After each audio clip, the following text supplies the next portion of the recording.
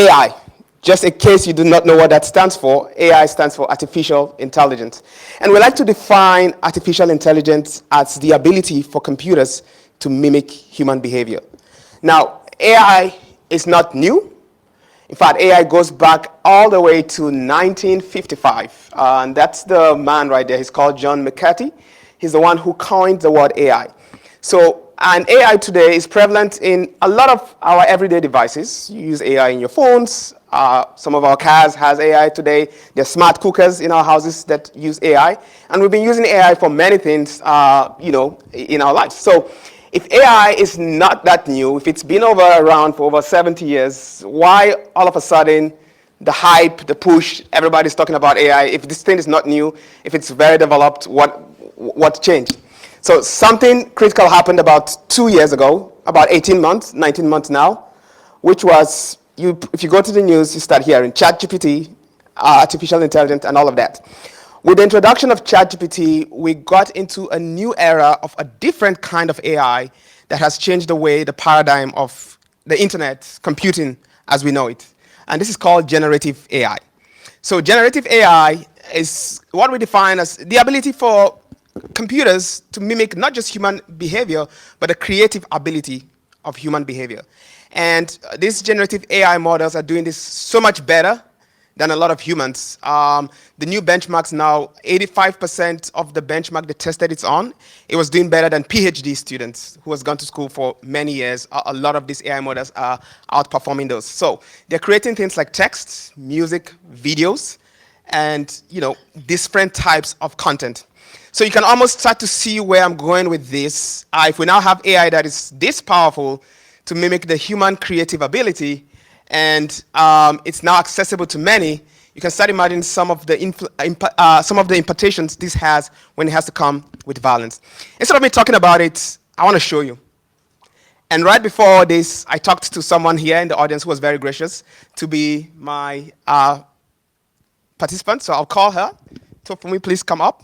I'm going to demo something to you. I want to just show you how powerful this technology is. It's better than explaining it, and then we'll talk about the implications. Please come up on stage. Thank you. Let's clap for her. She was brave. She volunteered. I asked her, and she agreed. So I'm just going to demonstrate something to show you the creative ability of the AI technology that we have today. So, all right. Okay. So I said, this mic, can you still hear me on this? Is this on? Can you hear me? Can you hear me okay? Yes. Okay, so I talked about this new AI can generate images, audio, texts, videos. Let me show you that in practice. I'm going to take one snapshot. So if you could just come right here for the camera. Just so that everybody is aware, you did agree that I should just do this for demonstration purpose, right? Okay, so I just, we have a lawyer in the house, so I have to be careful, right? All right, just give me a big smile. Okay, give it a second. Okay, so just that one picture, that's all. I've captured a facial profile. I'm going to blow your mind in a second. But before I do that, I also want to capture your voice sample, and I need just about 30 seconds of that. So I'm going to ask you a question. Tell us your name, what you do, and why you're here. I'll be quiet. I'll record for about 30 seconds, and that's all. So when you're ready, let me know. Give me a thumbs up. You ready? All right. Go ahead. Hello, my name is Oluwatofumi Adeniga. I am a student at the University of Aberdeen, and I study economics and mathematics. And I'm very happy to be here at this conference today, as I think the work that the charity Time to Heal is doing is very important. Right. So all I was just doing was capturing a voice sample, and maybe so that you can hear, you could probably hold the mic. Okay, so I now have one picture that has her facial profile, and I've captured just about 15 seconds of her voice sample. What can we do with this? So I'm going to go next. And I have here a text prompt that has given me the creative ability to do whatever I want. Just type whatever I want. So Tofumi, I'll ask you, what is your favorite city? Where would you like to go? France. France? All right. So Paris in France is good. Okay, a lady in Paris. Okay. What's your favorite color? Pink. Pink. So I'll say wearing a pink hat. Okay? Just that.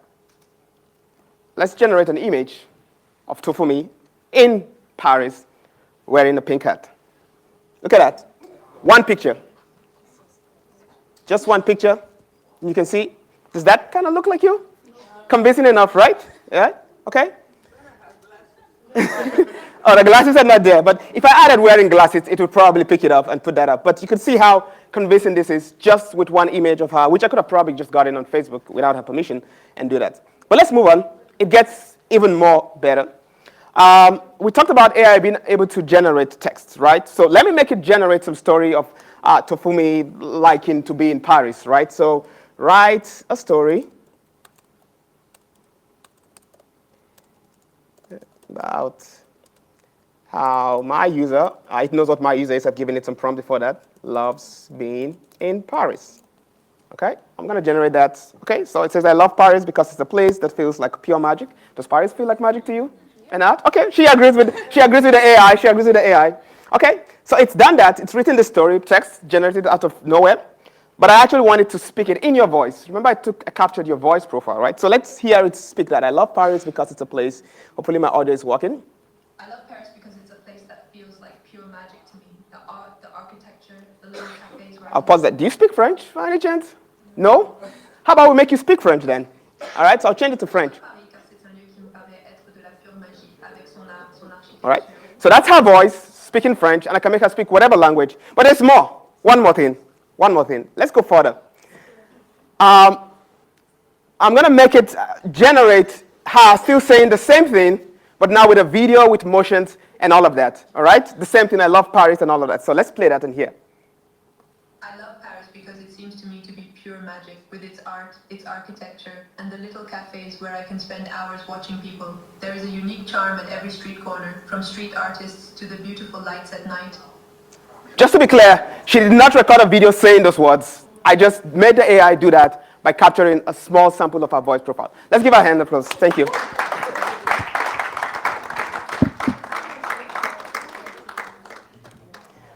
So you can almost imagine where I'm going with this when we start talking about violence.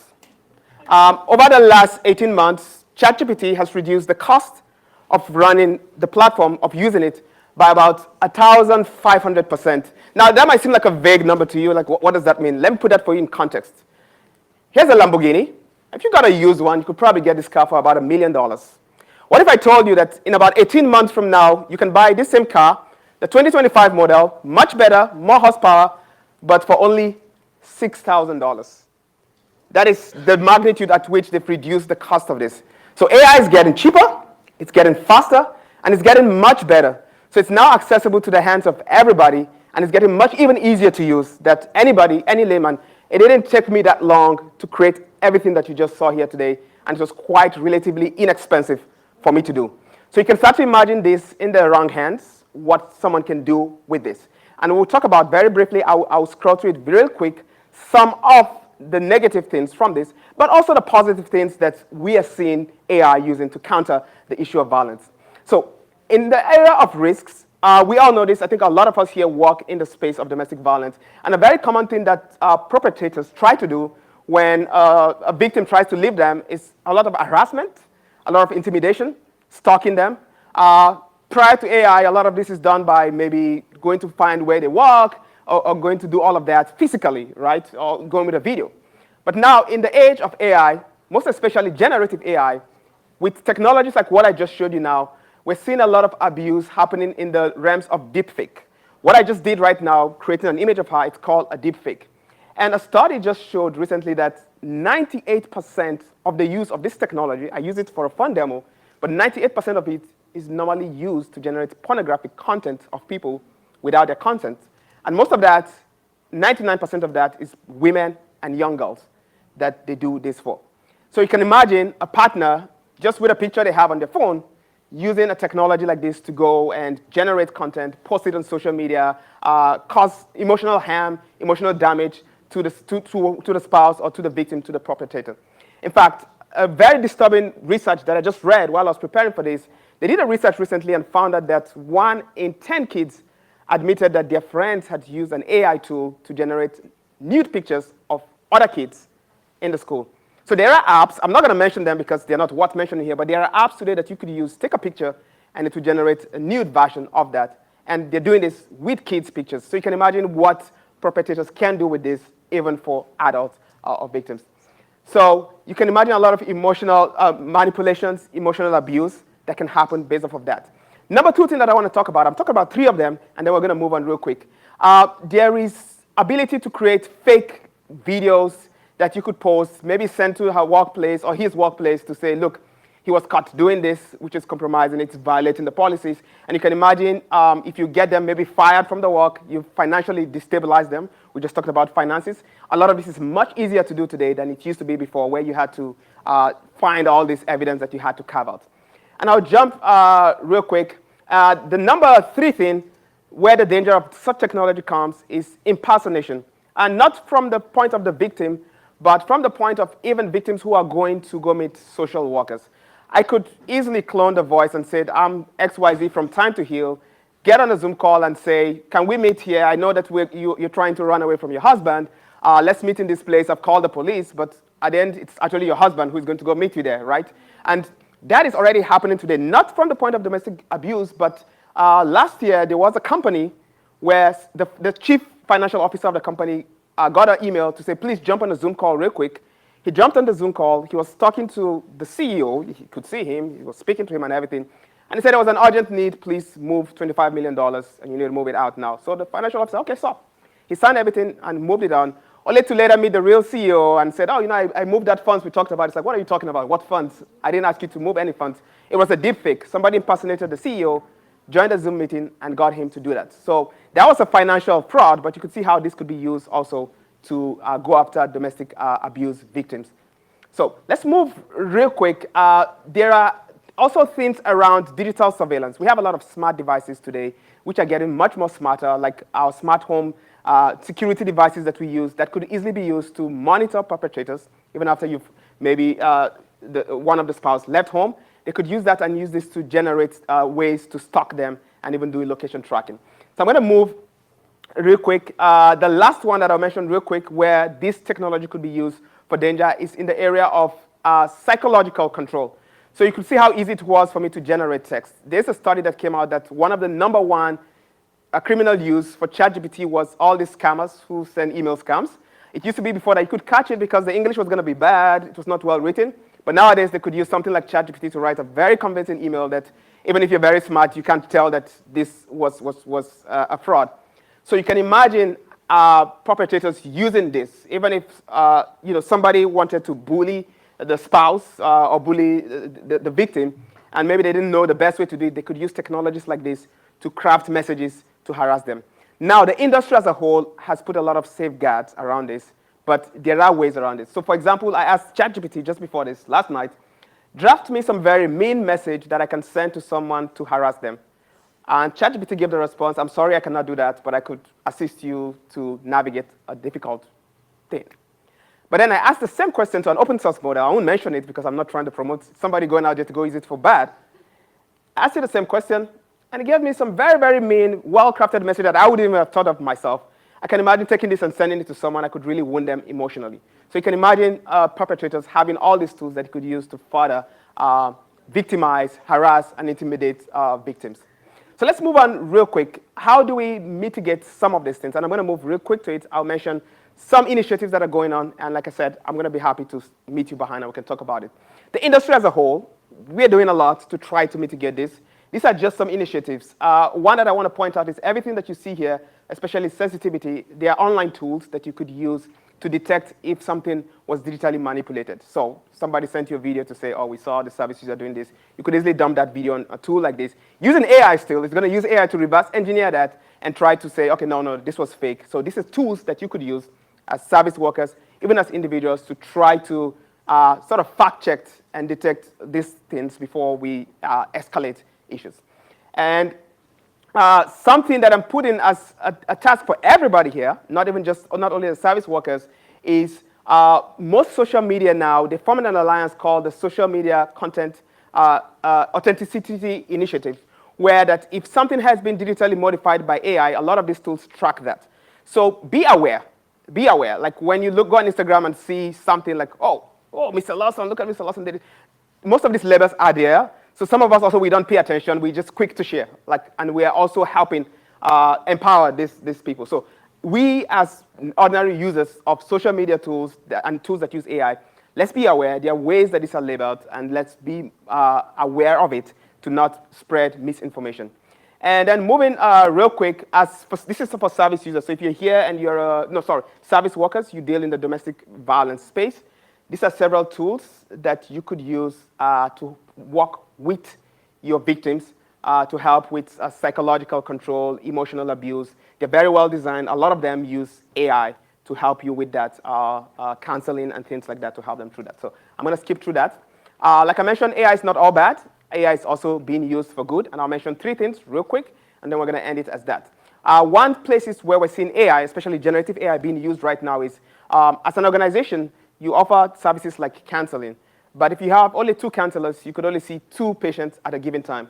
We can now use chatbots and generative AI to move all of that knowledge base into the chatbot so you can do this at scale. So instead of meeting 2 users at a time, you could do even up to 100, 300, 500, and it will be very personalized. It can customize whatever advice it's giving them to the user. So we're seeing a lot of use cases on that, and I encourage every organization here, if you're not already doing that, these things are quite relatively easy to do.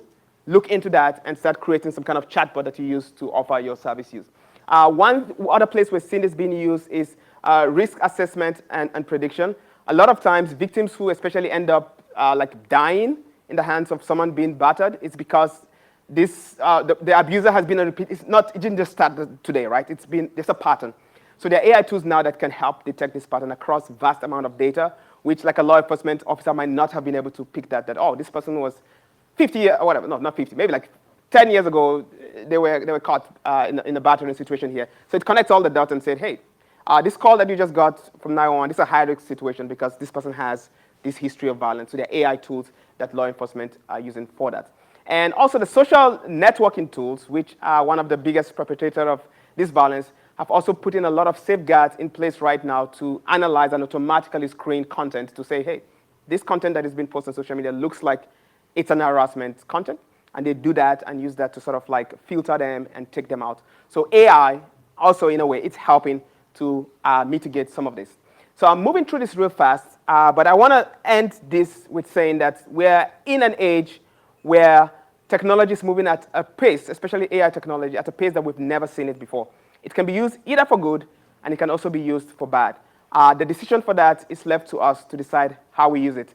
In as much as the perpetrators are using this, we who are service workers here, let's raise awareness of these things to our survivors and the victims that we work with. And let's also leverage these tools to make it easier to also deliver the services that we offer to our different service users.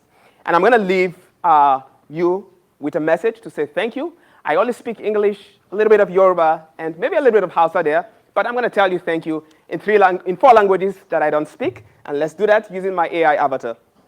Gracias por escuchar. Shukran lestimakum. Merci de votre écoute. 感谢您的聆听. And in English, I'll say thank you for listening. Thank you.